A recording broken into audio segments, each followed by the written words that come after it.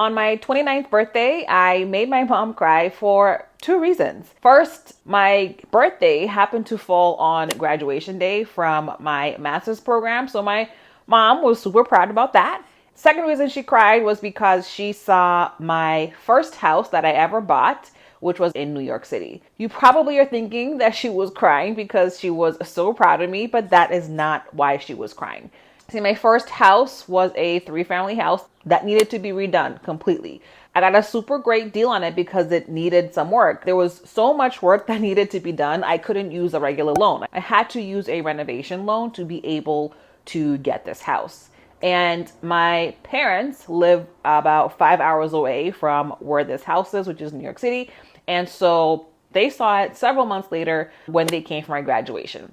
And at the time that they saw it, this project was supposed to have taken 6 months, and we were on month 10, and the house was not completed at all. The month before, my contractor and I had parted ways because he was trying to charge for things that were already in the scope of work, and I was not agreeing with that. When my parents went to see my house, it was at a standstill. No work was being done, and I honestly was a little bit lost for what I should do next.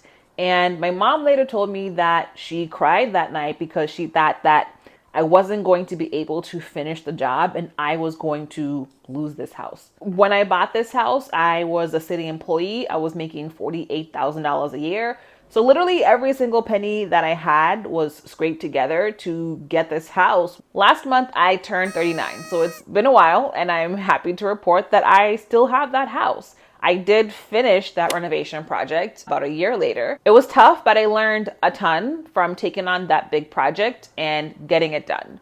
I am so glad that I jumped in and took on this big renovation project when I really had no idea how to get it done. By the time that everything was done, I had increased the value of that house by about $300,000. And since I bought that house, the value of that house has gone up by about $600,000, which is absolutely wild. At the time that I bought that house, I was thinking that houses were expensive. And if I had waited until now, it would have been a heck of a lot harder for me to get into that house.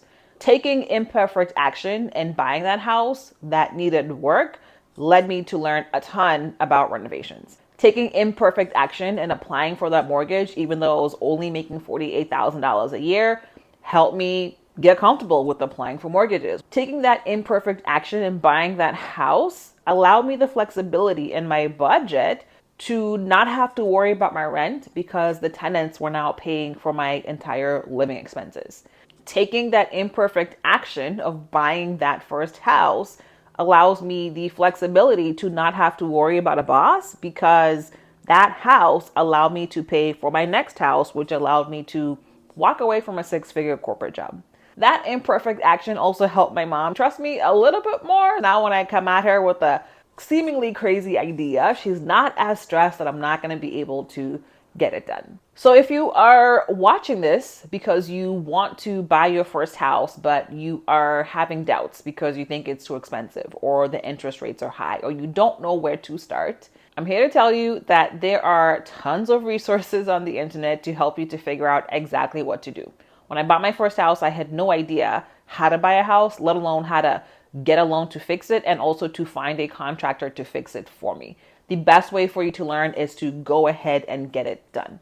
My message to you is to take action. 10 years from now, when you look back to this moment, what is the story that you want to tell? Do you want it to be a story of regret and not taking action? Or do you want it to be a story of triumph and you figuring out how to buy your first house and being in a place where you don't have to worry about a landlord, you don't have to worry about rent, and you have an asset that is going to continue to grow over time?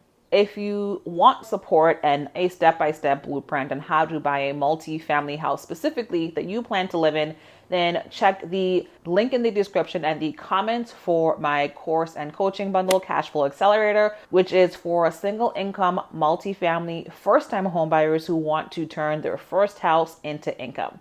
If you're ready to get started today, the biggest mistake that I see first-time homebuyers is talking to a realtor to start their home buying journey, and that is not what you want to do. Make sure to check out this video right here, which will walk you through these 3 things that you want to do before you even talk to a realtor. I'll see you there.